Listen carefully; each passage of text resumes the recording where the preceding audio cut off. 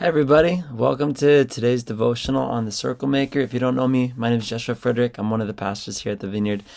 And I just wanted to jump right in. And I had this thought that really struck me as I've been making my way through the book together with you guys.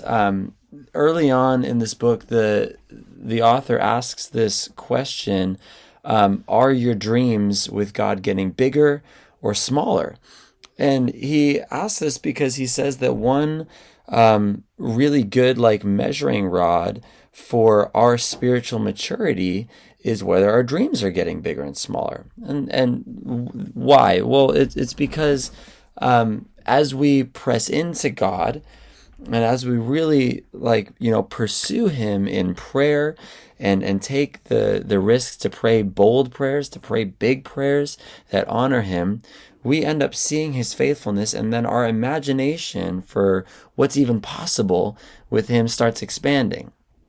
And that builds our faith, and then it starts this cycle of our imagination and dreams about what's possible expands, and so we pursue him, we press in more, we see his faithfulness, and then our imagination and our dreaming and our boldness in praying expands some more, and the cycle continues. And so it starts this growth in our dreaming with God.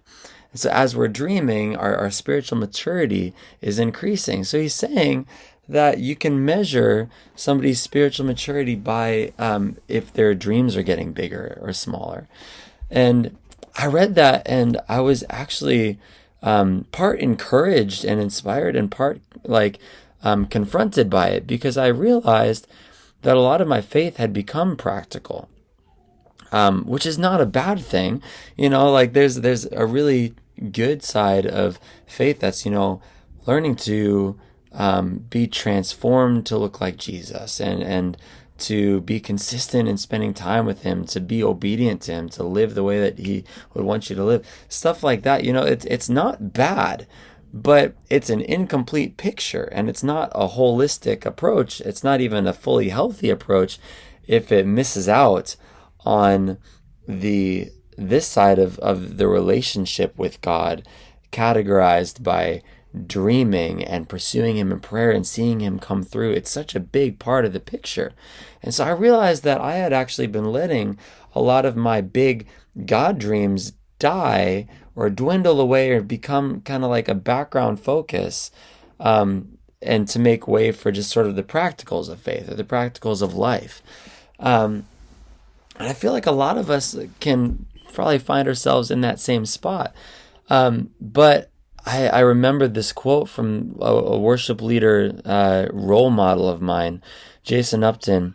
And he said, it's impossible to have faith without imagination.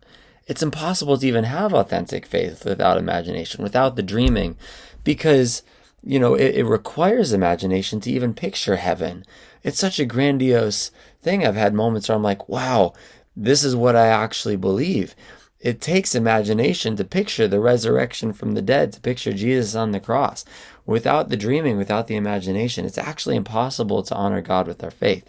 And so it's important that we actually give him opportunities to show himself faithful, to show himself good by pressing in and expanding our conception of what's possible, because it enables us to dream with him more and to grow in our faith.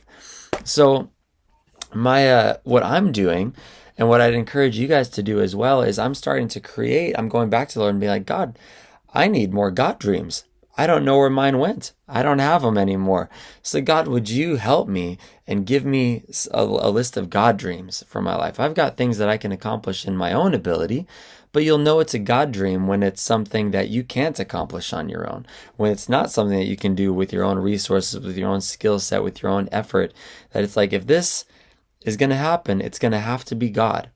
And so I'm going to go and create that list with him. And I want to encourage you guys to go today even and create and ask God, what are some God dreams that we have together?